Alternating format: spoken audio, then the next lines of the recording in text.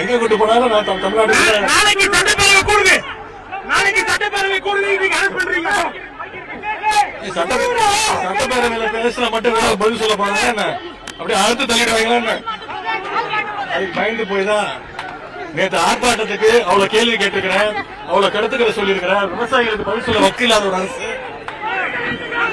சட்டசபையில எதிர்கட்சி கேட்கிற கேள்வி பொய் செய்தியை பரப்பி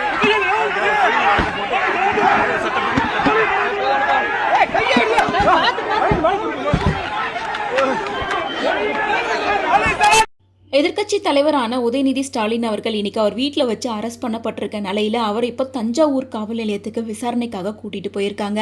அதாவது நேற்று தஞ்சாவூர்ல நடந்த மாநாட்டில் விவசாயிகளுக்கு ஆதரவாக பேசுற அப்படின்னு சொல்லிட்டு முதலமைச்சர் விஜய் அவர்களை விமர்சிச்சும் ஆக்ட்ரஸ் த்ரிஷாவை பத்தி அவதூறாவும் பொது வெளியில பேசியிருக்காரு அப்படின்னு சொல்லிட்டு இவரோட ஒரு வீடியோ சோஷியல் மீடியால வைரல் ஆகுது.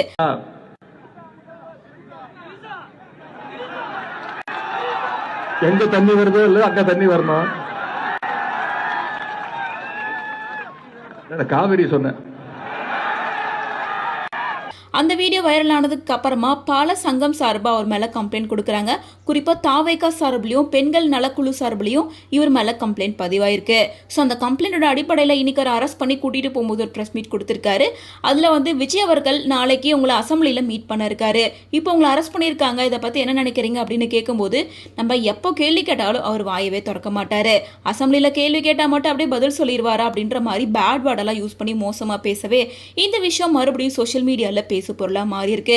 ஒரு முதலமைச்சர் அப்படின்னு கூட பார்க்காம இப்படி ரெட்ட அர்த்தத்துல பேசுறது கொஞ்சம் கூட சரியில்லை அப்படின்னு மறுபடியும் உதயநிதி ஸ்டாலின் அவர்களை விமர்சிச்சு பேசிட்டு இருக்காங்க.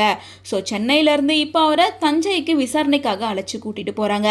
விசாரணையோட முடிவில் என்ன சொல்ல போறாங்க, நாளைக்கு நடக்கிறதுக்கு அசம்பிளியில் உதயநிதி ஸ்டாலின் வருவாரா மாட்டாரா என்ன அப்படிங்கிறது இப்போ கேள்விக்குறியா இருக்கு.